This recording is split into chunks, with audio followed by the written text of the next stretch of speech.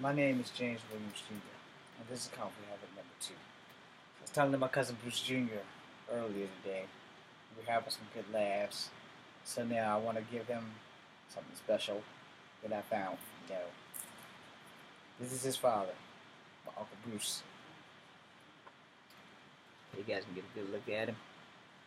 These were happier times before he passed away. So I want to share a memory.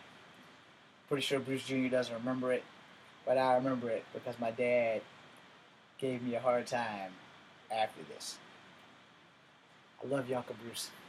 So, my Uncle Bruce had this Ford Ranger truck, king cab, big pickup, color green, like my shirt, only more like brighter, sort of. There's no green on here that can describe the color.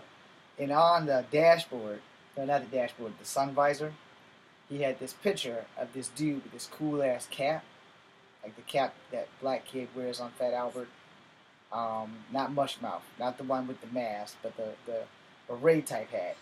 So he had that on the dashboard, and on the sticker it says, "Bite my ass."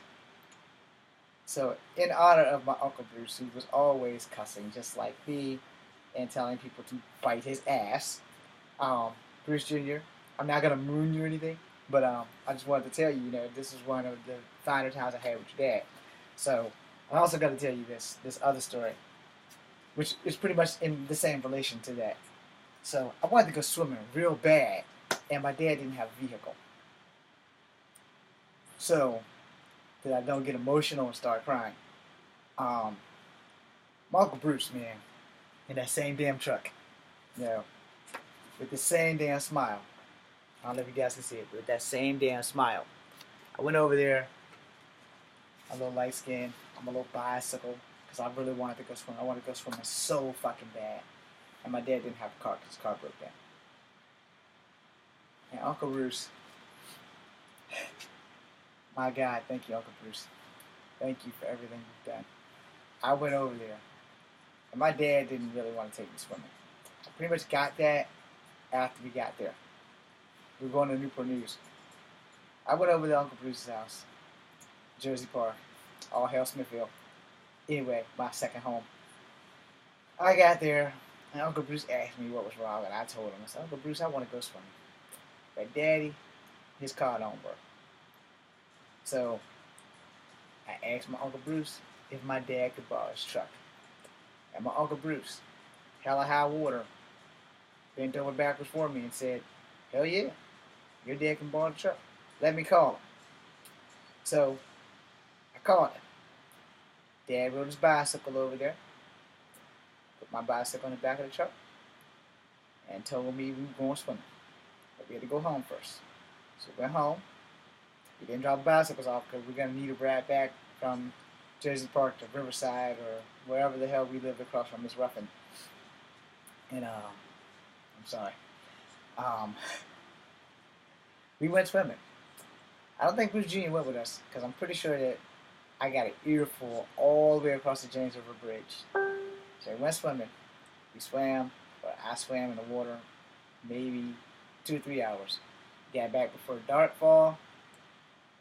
Gave Uncle Bruce's truck back. My dad filled it up with gas. We rode from Jersey Park back to where we were staying at. So, my dad, when we got back home, continued that ear lashing that he gave me. He said, "I don't give a damn how bad you want to go swimming. You do not ask my brother if you can borrow his truck to go swimming." Now, I was a kid. I couldn't have been more than maybe 12, maybe 11, maybe 10. I was pretty damn young, but I was old enough to ride my bike safely through the amazing town of Smithfield without getting in trouble, without having these problems that we all have with the police now because of the color of our skin. But Bruce Sr. was one of the baddest motherfuckers I ever known in my life. Ever. And I loved him.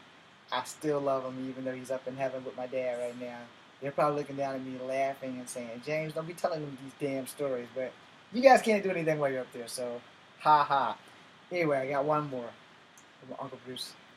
And it was like one of the best adventures I had with him. So Um, I don't remember when. I know I was in my 20s, and it was before Grandma Bay died. I used to ask him stories, and he's like, "Yeah, I always got in trouble, and I always got your daddy and Robert Henry in trouble." Those are my father and my uncle.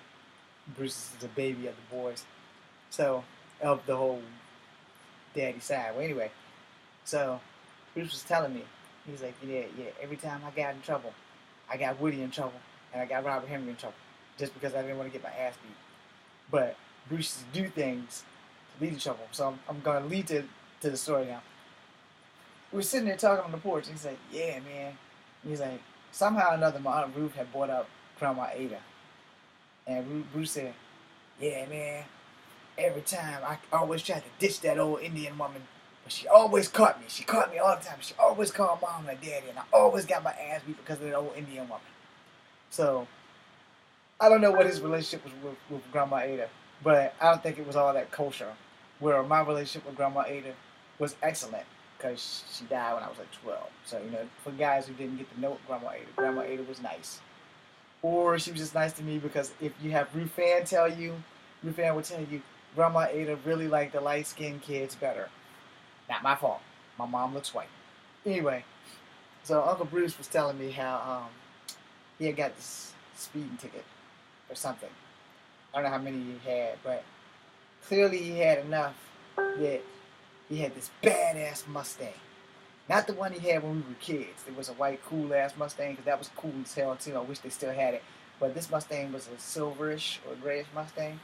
It was like one of the last times that I got to see him before he got sick. Now, I love my Uncle Bruce. So Bruce Jr. Sherry, forgive me for the story. I'm getting right back to it right now.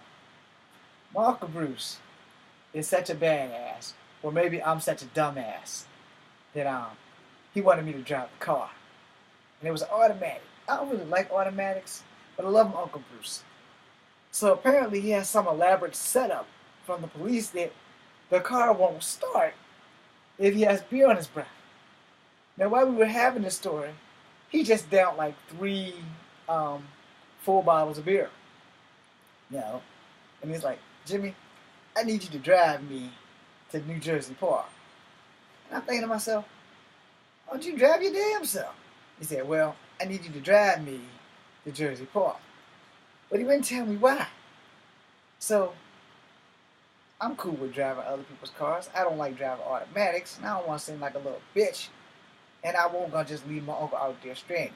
So, my dumb ass decides I'm gonna go get in the car. So the keys are in the switch. And he's like, "Turn the key." I was like, "Alright, so I turn the key." He said, "It don't start, right?" I was like, "Nah." He said, "You see that straw right there?" I said, "What straw?" So he literally points the straw out to me. "That straw right there. Have you been drinking?" I said, "Uncle Bruce, I don't drink. Except on the weekends when I'm at home by myself." He said, "Well, you ain't been drinking. I need you to blow as hard as you can into this damn straw. And that light turn green, turn the switch real fast. I'll let you know when the light turn green. Because clearly, if I'm blowing as hard as I can with the straw, I got my eyes closed. So, I'm blowing as hard as I can with this damn straw. It's attached, like, I think it was just above the steering wheel or some shit like that. It was in an awkward fucking position. You'd probably have to be drunk to blow the goddamn straw. So, I'm blowing the fuck out this straw. And I didn't use mouthwash, but I did brush my teeth earlier that day. So I blew the straw, and light turned green. He said, "Turn it down, turn it down." So I turned on the car, and that motherfucker purred like a jungle cat. He said, "Alright, now, you can't cut the car off. We're going to drive to New Jersey Park."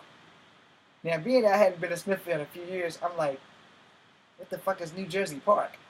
Now, that goes to show you how dumb I am, because Jersey Park is like right there, and New Jersey Park is like a half a foot up from Jersey Park, only on the other side of the street. You just, angle it. Y'all from Smithfield, y'all know what the fuck I'm talking about. Alright, so we got in there. I don't even remember what the hell we went in there for. But he went to like 3 or 4 people's houses. And he's taking up my whole day. And I can't let the car cut off. If the car feels like it's going to cut off, he says, no matter what happens, if the car feels like it's going to cut off and start shaking, you need to blow in this damn straw. So it only happened once where the car felt like it was going to cut off. So I blew in the straw. Now, I'm not a person to judge anyway. But I will say this. I'm pretty sure that everybody walking past me at Jersey Park was laughing and wondering why the light-skinned black guy is in a silver Mustang giving it a blowjob. So yes, I have given cars blowjobs. I'm James Williams Jr. This is Comfort Happy number 2. Bruce Jr., I love you. Bruce Sr., you will be sadly missed. And thank you for everything. This picture was taken back in 1999, I think. On February 27th, 1999. Under my middle finger, right down there. Alright, guys. Thank you very much.